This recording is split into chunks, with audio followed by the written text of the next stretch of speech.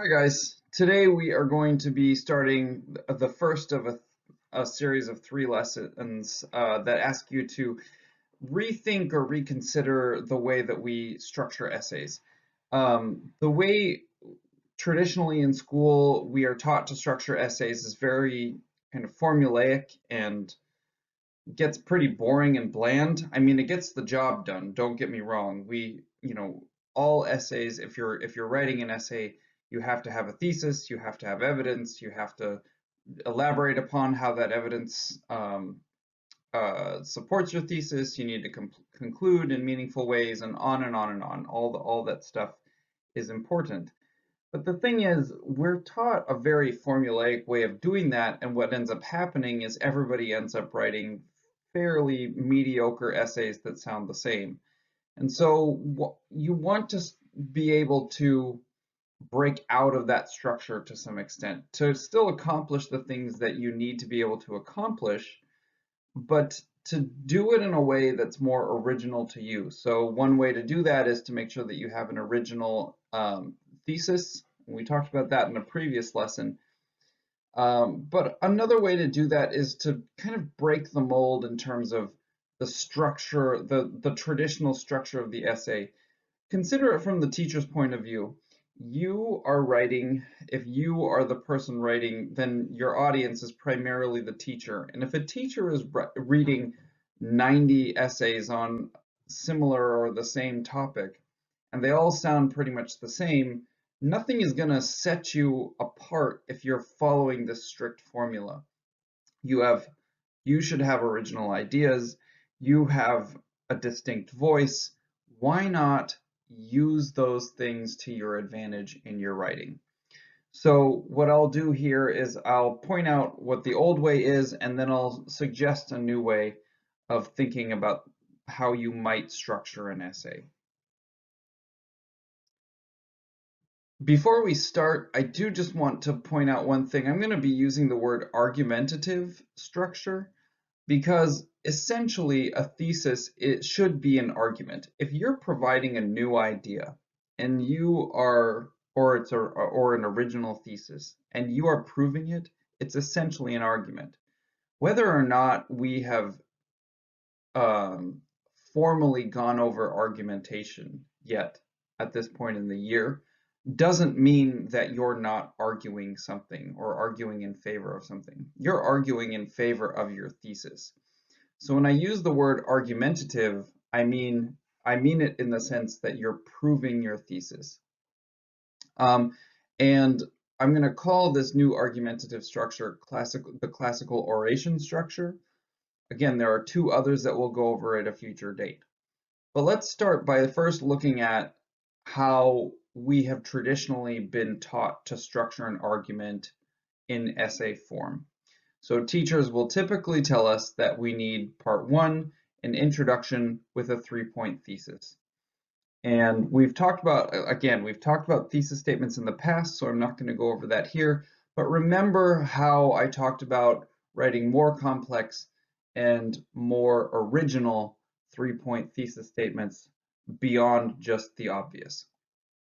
Second, you prove thesis point 1, and you have within there, you've got your evidence and your elaboration, and then you move on to proving thesis point 2, and you move on to proving thesis point 3, and you move on and you write a conclusion, and wham bam, thank you ma'am, there you go, you've got your paper written.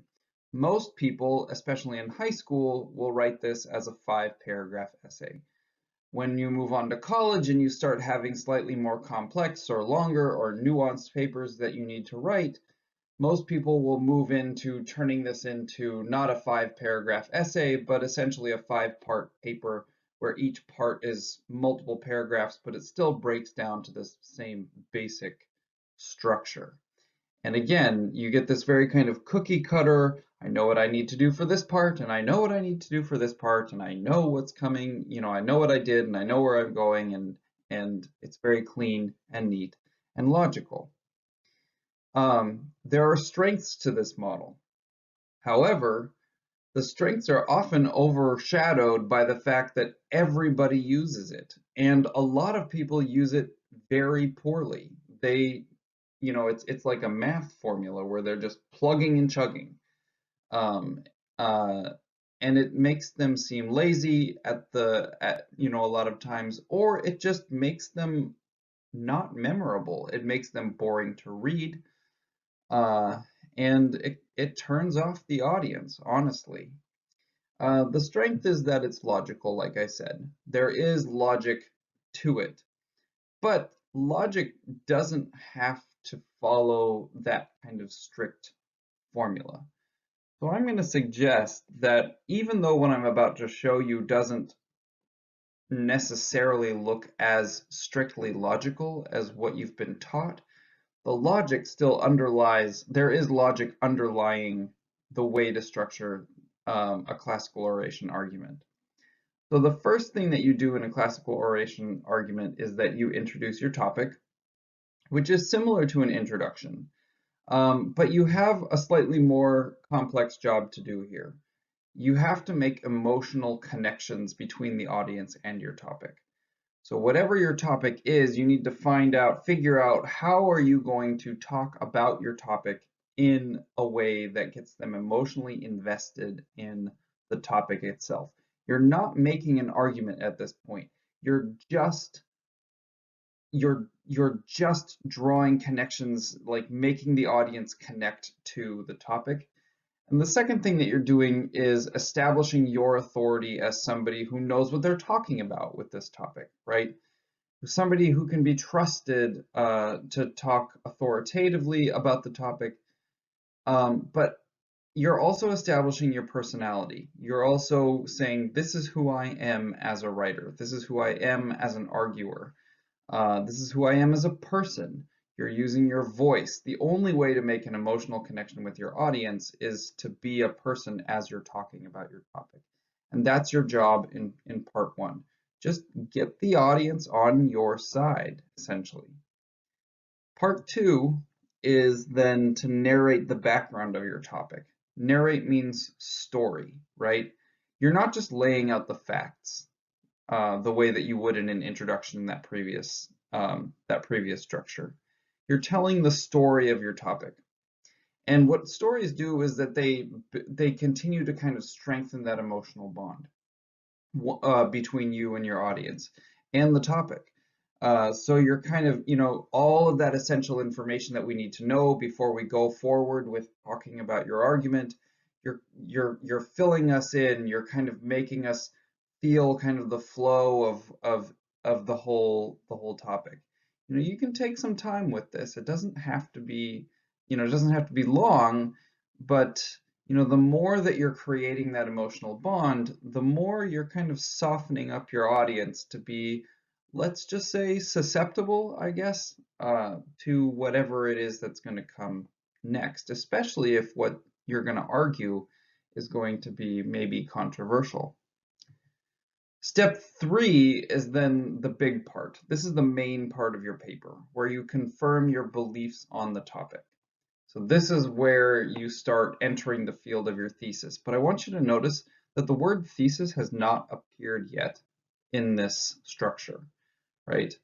Whereas the thesis traditionally in the old model comes in the first part, in the, that first paragraph, last sentence of the first paragraph is what we're taught traditionally. I want you to notice that it hasn't been said yet in this structure.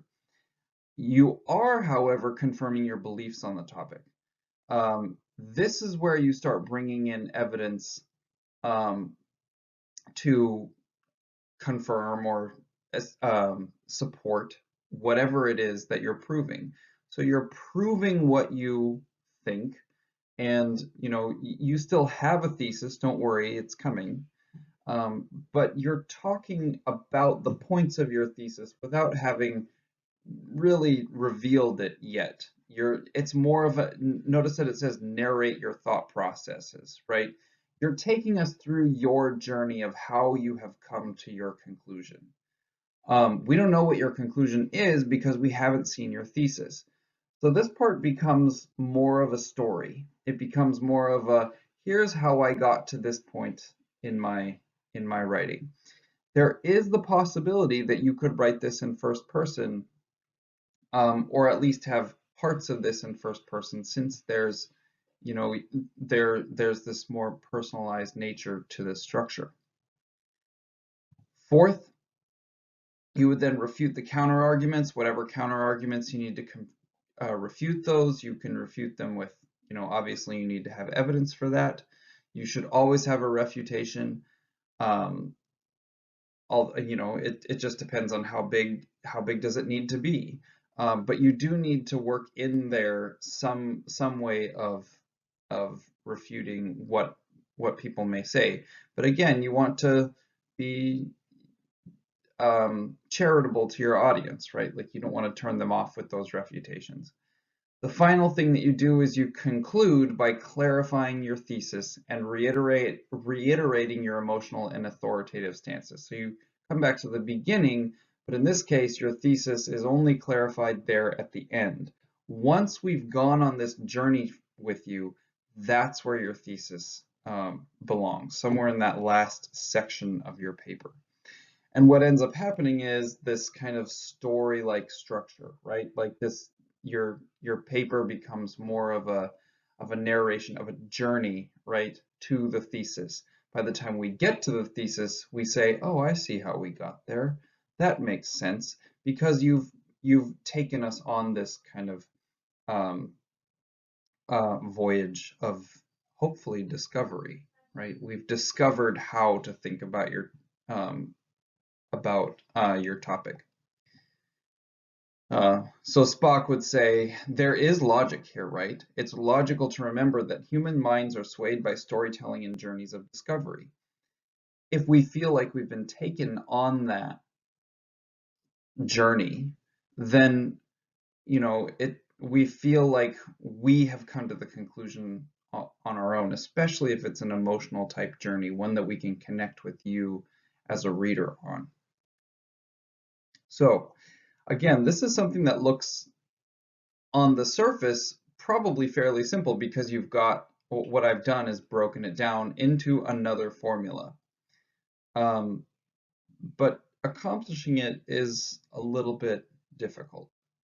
It takes work, it takes practice. It's probably not going to happen perfectly on your first go around. I want to cover one more thing before we wrap up here, however, and that is a set of rules about breaking the rules. And yes, I know that's ironic. I know that. So, but it's meant to be funny. I know I'm not funny, but there you go. So there are ways in which we break the rules, and then there are wrong ways to break the rules. And so I kind of want to go over the right way to break the rules. If the rule is that we write 5-paragraph essays, then how do we break that rule, break those rules in ways that aren't going to get us in trouble, essentially? So, thing to remember, number one, is that writing structures and formulas are suggestions. Both of the formulas that I showed you previously are suggestions. Both of them are useful for different things. Like, I'm not going to say now you can never write a 5-paragraph essay again, but if you're going to do it well. And I'm not going to say always use classical oration, because if you're going to do it, you need to do it well. But if you allow yourself just to move from one to the other and it becomes another formula, it's just going to become another boring structure. So you have to remember that. And you have to constantly be working on spicing it up a little bit. The second thing that I want you to remember is that breaking structural formulas is risky. When you start thinking about moving, if you're going to move from doing your 5-paragraph essay to a classical oration structure, it's a risky move. You have to recognize that. It's not always going to work for you. You might write a worse paper than that 5-paragraph essay is going to be. And it could take you a few tries to get it right, and you might go back to the 5-paragraph essay because you just never get it to work. It's not a guaranteed win for you, but it is a guaranteed attempt to do something new and to show learning and growth. But you have to recognize the risk. Third, the ultimate goal is for you to be able to combine, modify, and create structures that are even more original than this. For you to take what works about a 5-paragraph structure and to take what works about classical oration and to leave behind what doesn't, and to really just write things in a way that is meaningful and impactful for you. So that strict adherence to standard and classical oration, or any others that we might go over, are going to box you in. However, you can't assume that just because you have a formula that you can follow, you can start breaking the rules right away either, because you have to know the rules before you can break the rules. The only reason that Captain Kirk ever got away with breaking the rules is because he knew what the rules were to begin with. And so, you start off, you probably want to start off modeling very closely the formula, and as you get more comfortable with it, then you start breaking rules here and there. So, something to think about, not something that's required of you, but definitely something that as you get more comfortable with yourself as a writer, you'll probably want to move into doing to show that you are growing within your ability to use written language um, to prove your points.